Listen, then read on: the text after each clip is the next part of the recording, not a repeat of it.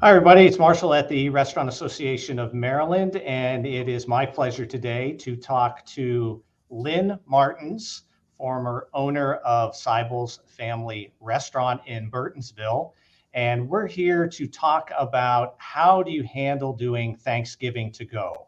We're starting to hear more and more from our restaurant members about their desire to kind of get into this, but they're either afraid, they're not sure how, they're just looking for advice. And whether it's a Mexican restaurant, barbecue restaurant, or just a family restaurant, everybody has this interest in just adding more business and being a service to the community.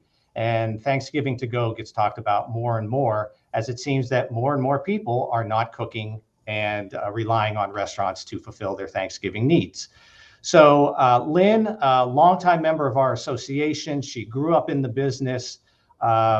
I venture to say she did not grow up watching videos and reading books on how to run the restaurant. She and her family learned by doing. So that's why she's a great example of talking about Thanksgiving, because it's something they did a lot in. So Lynn, why don't you just go ahead and, how did your restaurant, and way back when did you get started with Thanksgiving to go? I'm thinking it was 35 to 40 years ago. We've been doing it. It really just started off with one day a customer asked us, will you cook my turkey for us? And their oven broke. And we were always closed on Thanksgiving. It was always the day that we actually spent at the restaurant decorating for the upcoming holidays.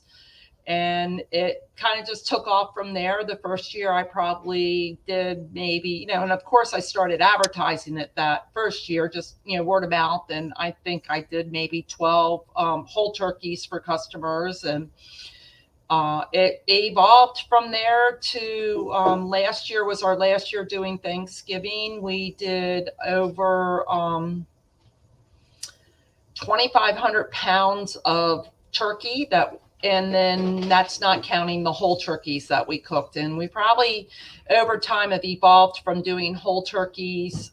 With our experience, you find more people don't want the whole turkey. They've kind of drifted away from that Norman Rockwell putting the turkey on the table to, because they don't cook. They don't know what do you do with the leftovers. They either want dark meat, white meat, things like that. So we kind of evolved into doing a lot of custom. They just want 5 pounds of sliced turkey meat, and our turkeys have always come from a local farm, so that was always one of the important aspects that we cater to our community with.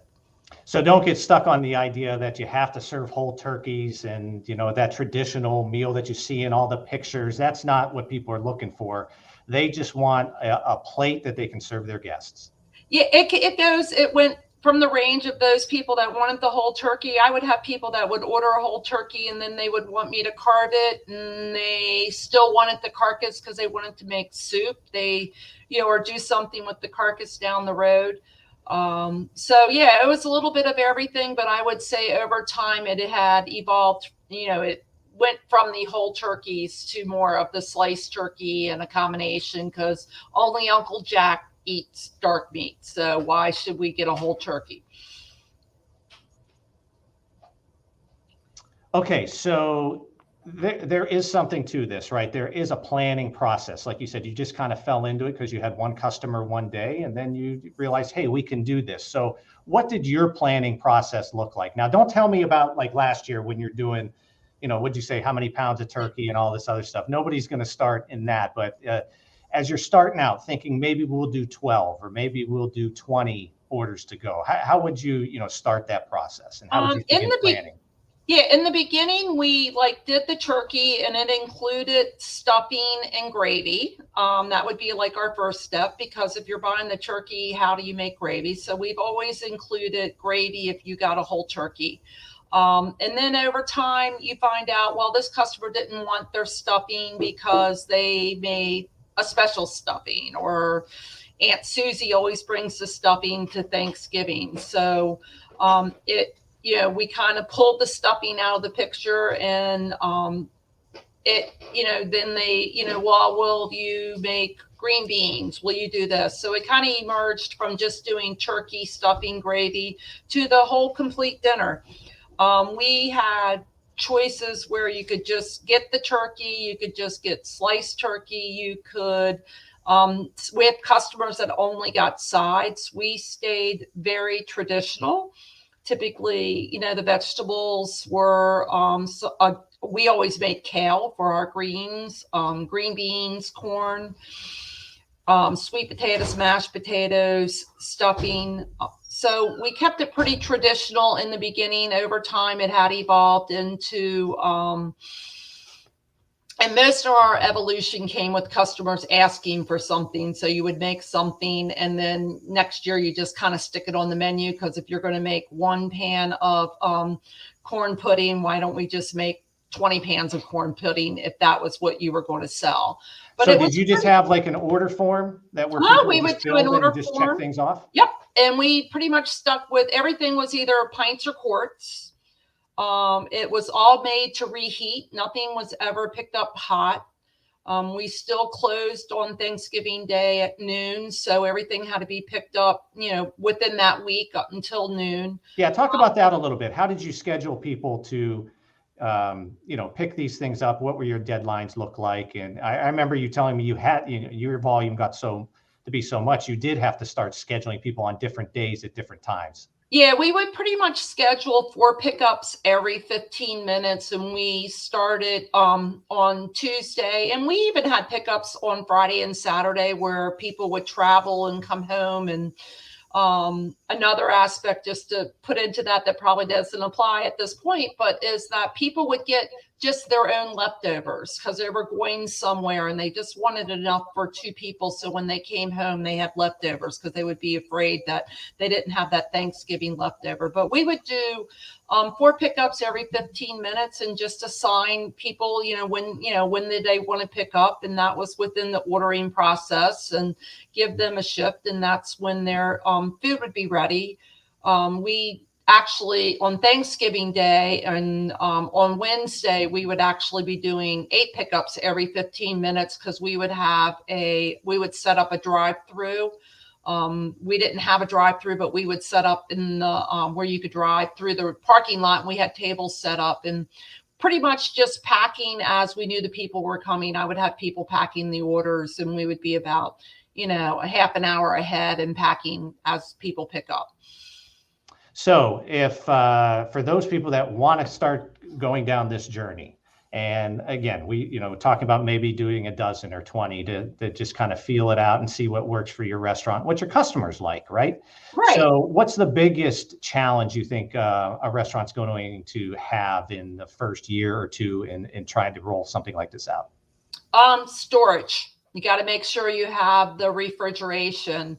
Especially if you're doing a lot of whole turkeys, because you got to be, you can't, you're putting them in pans, you're wrapping them in foil, and you're holding those whole turkeys. So, as far as the whole turkeys go, it is, it's a delicate product, so you want to keep it intact. And always have extra whole turkeys on hand that you didn't order and have a place to use them, because there's always going to be a mix up. I can tell you in the beginning, I sold my turkey more than once because there was somebody else had an emergency, or we had an emergency where one landed on the floor, and it's pretty hard to cook a turkey at the last minute. So always make sure you plan for errors, and maybe have a couple turkeys of each size, because we did varying size, anywhere from, I've had customers that ordered 35-pound turkeys to 12-pound turkeys. We typically didn't do anything smaller than something 12 pounds. We would have customers that might want a 10-pound turkey, but we would gradually push those people over into just sliced meat and getting enough for the orders. Yeah.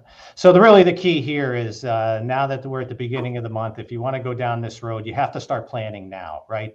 Absolutely. Plan about what your menu would look like, what you can handle most appropriately, what you can store. And like you said, this isn't something that has to be done on Thanksgiving Day. We want to be, sensitive to your employees and others if you're not open that day traditionally, but there's certainly room that Monday, Tuesday, and Wednesday for deliveries. So you got to start planning now, and don't bite off more than you can chew in those first couple of years. Yeah, don't be afraid to say no. Set your limit, figure out how much you can handle. And, over the years, we would, be taking orders up until Thanksgiving Day. Believe me, you will hear a customer call and, oh, my wife was supposed to order. I mean, we've heard every story for people at the last minute, and we always try to accommodate because we're doing large enough volumes where, you're doing, a couple 100 gallons of gravy. So, but I can always tell you, I've been making gravy Thanksgiving morning for orders that day. So it's a pretty much a 24-hour operation for us by the end, for about 3 days, going into Thanksgiving, probably starting that Sunday. We're working 24 hours. The stoves are running, the ovens are running, and you're timing and planning it out because like I said, refrigeration you're limited to how much you can hold, and you want it to be fresh. So you can only, prepare things so far ahead. Okay. So at this point, I just kind of want to wrap it up, but that's kind of a great, just kind of overview of your experience and, what you and your family went through. And we certainly appreciate you being with us today and talking about these things, because it does help the restaurateur that's out there, trying to find different ways to meet the needs of their customers and kind of grow their business a little bit as well. So Lynn, I certainly appreciate it. Certainly appreciate you being a longtime member of the association, also on our board of directors. And now I think she's more of a full-time golfer. How many states do you have done? I have 19 states to go, but I thought I could get away from the business, but it's kind of gets in your heart and gets in your blood. So I kind of doing some side gigs, working for a catering company, and it's kind of fun, but I get to go home with no headaches. Well, walk away at the end of the shift, and it's somebody else's problem. Yeah, well, we want to let everyone know that you can work hard for a very long time, but there's a big bright light at the end of the road too. Absolutely, so. Don't be afraid to take it. All right, Lynn, thank you again, and thank you guys for hearing our Thanksgiving to Go segment. So we'll see you next week. Have a great Thanksgiving, everybody. You too.